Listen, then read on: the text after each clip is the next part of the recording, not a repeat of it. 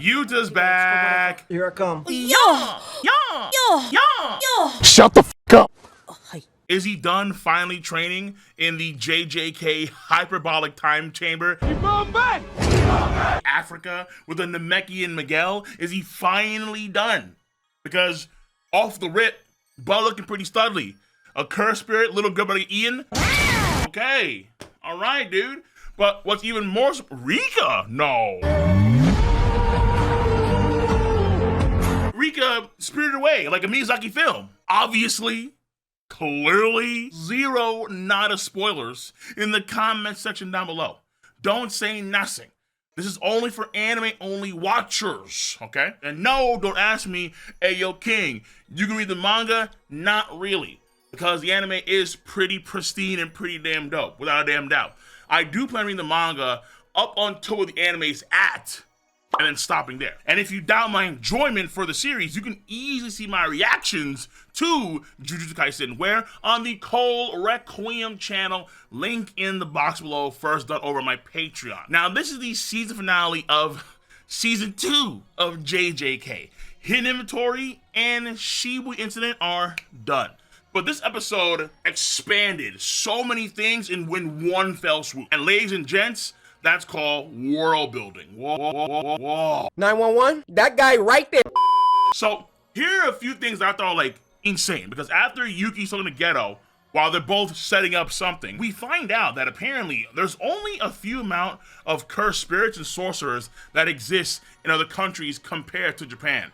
And that does remind me absolutely of Karakura Town in Bleach. And how Karakura Town had like the most occurrences for Hollow, and I believe like the highest density of Reiatsu in the entire country. Something of that sort. Of course, where the main character, Ichigo, lives. And I think a sign for this could have actually been Miguel's comments when he fought against Gojo. When Gojo was laying down some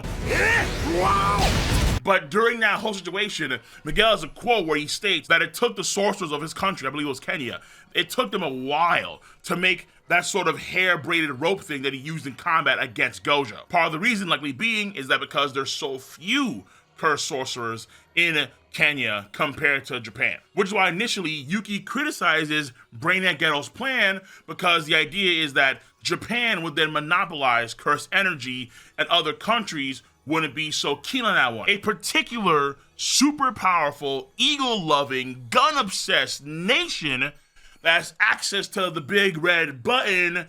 No. You gonna monopolize what now? Click. Oh my god. Tactical nuke incoming! Nani? We see Sukuna doing what now? Yeah. It's a bit of a problem, that's for damn sure. So in order to return natural, not supernatural, natural stability across the entire globe, click.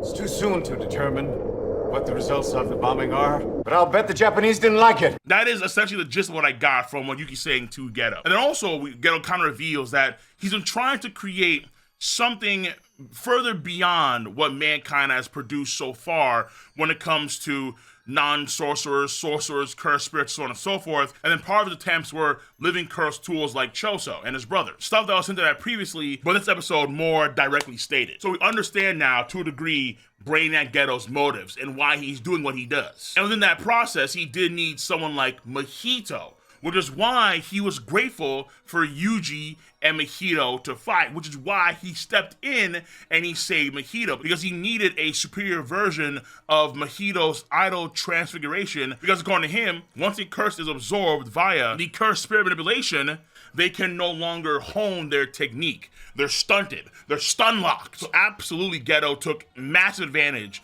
of Mahito's new abilities that he has gained over the course of finding out his true self, his true soul. And we actually find out later on in the episode that the Japanese government, I believe this is new, that the Japanese government for a minute now have known about the existence of curses. And they're even aware of the location of certain barriers, like Tengen barriers, that exist of the entirety of Japan. I think that's the information that we got in this episode. I'm not too sure, I could be wrong there. But in terms of world building of itself, This episode does a lot for the world building without a damn doubt. Through Geto's comments and his desires, of course, when it comes to Japan and how the government know what's what. We even see the Bleach Order Council talking to Yuta at the end of this episode. So the world building in this episode, for sure, does take a very nice leap forward. And when it comes to character, the most obvious person that gets the most shine in this episode is Geto. Because essentially, we're setting up this sort of, it is what it is. They're setting up this sort of Aizen-like villain with Brainiac Geto. Now, to be fair, does he have the highest threat level? No, because as long as Sukuna is, as long as he exists, he has ideally the highest threat level. But keep in mind that Sukuna is a curse too, and if Brainiac Geto is the one, if he is him, if he is Neo, then one day, maybe in the future, he could also swallow. He just... Are you sure this is your first?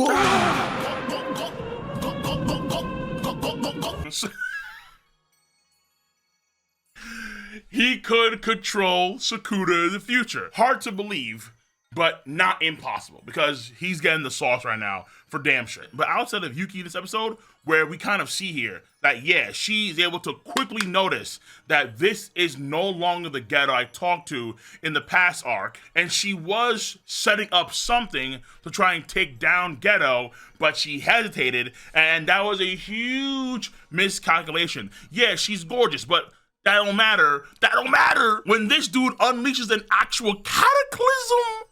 A cataclysm. An hourglass figure, delicious peach activity, and amazing tatas can only take you so far. I'm keeping it a stack. Correct. She did drop the ball. It is what it is. And hopefully in the future, she can make up for that. Hopefully. Because right now, Geto, stocks are going up, man. They're... To the moon! Brainiac Geto pulling up with the holographic top-tier villain cards, where this guy apparently had even Megumi's sister under his control, and then when he does the Idol Transfiguration Aurora Borealis, Geto is able to change the souls and the brains of the people that have the same symbol on their body. Folks that can be powered by cursed objects, they gain the strength to become those proper vessels. And then other cats have their innate techniques awakened. He's going to make these people play the largest game of Hunger Games to ever exist. And they're going to kill each other for the sake of the mayor of Pan Am, Geto, and also to gain a greater understanding of cursed energy. In some ways, it does kind of feel like the Chimera Ant stuff, where at first they need to eat other humans that had Nen in order to understand Nen. And this way here, you have these people, 1,000 people, just like that have awakened from their long slumber, Cinderella style. But no princes or princesses, it's just Geto's world. So just how Sukuna had the malevolent kitchen, this man Geto has the malevolent chefs. This is kind of freaky, man. The setup here, it kind of feels like we're in the middle of a Hunter x Hunter history arc. Someone came back from the Dark Continent, and there is a calamity, there is a disaster that is befalling the entire country. He's been setting up for what seems to be 1,000+ years, Heian era stuff. And guess what he's trying to do? Because obviously Sukuna and Urame and now Brainiac Geto, the Heian era. These are the old cats that can't adapt to the new technology, okay? By the time I'm an old man, cats are gonna be having holograms, walking around, do videos, that kind of stuff.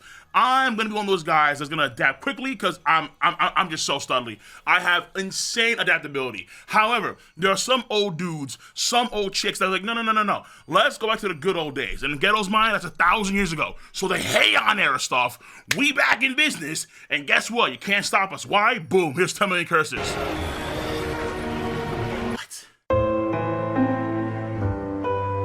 Maybe in JJK, they need to have their -1 moment, yo. Just click. Because y'all getting a little bit too rambunctious.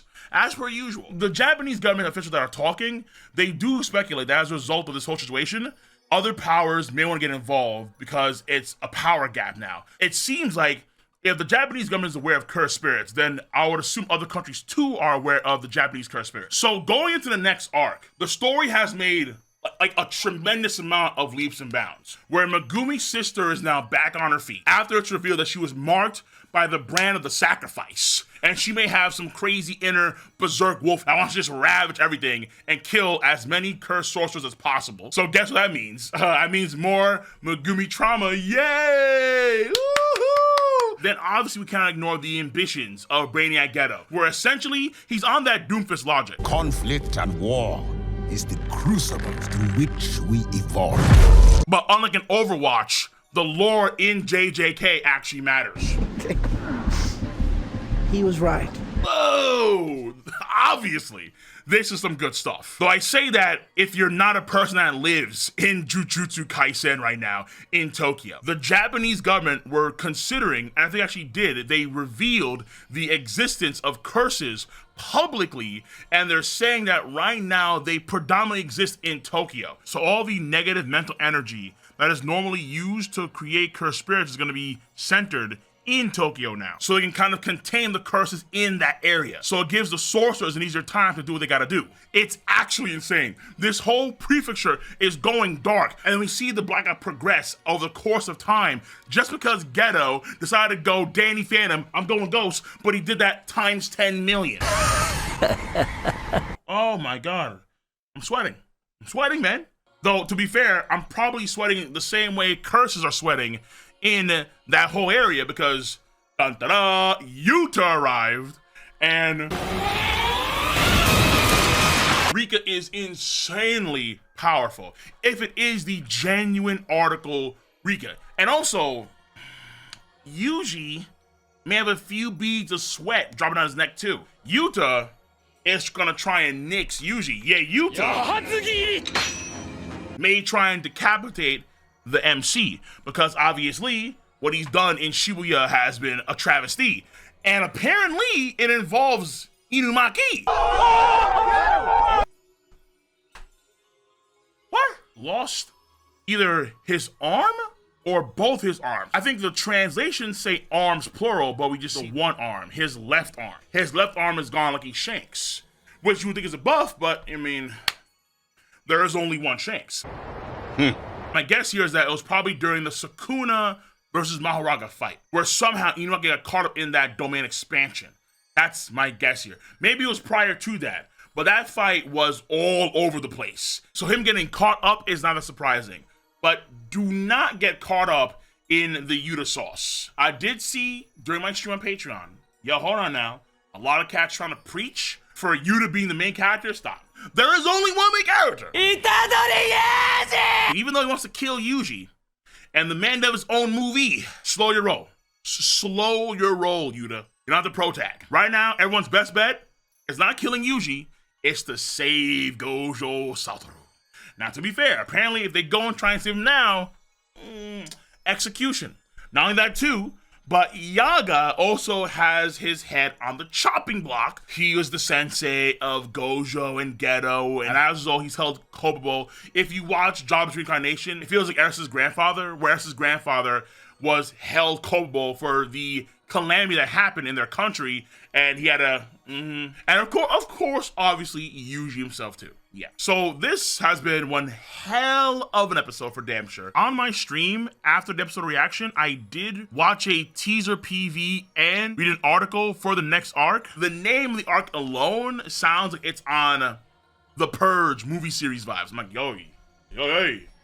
It's gonna be bad. I'm gonna do a video in the future next week talking about my full thoughts on this arc, given an actual proper rating and so on and so forth, where it lies in the compendium of shonen arcs and that kind of stuff. So in the comment section down below, anime only watchers, season 2 of JJK is done. Let me know your stance on this episode in the comment section down below, even though I won't read because I don't get spoiled. It is what it is. Of course, make sure to give the video a thumbs up, subscribe to the channel, and click on that bell to join the notification squad. I'm gonna catch you cats on the flip side. See you.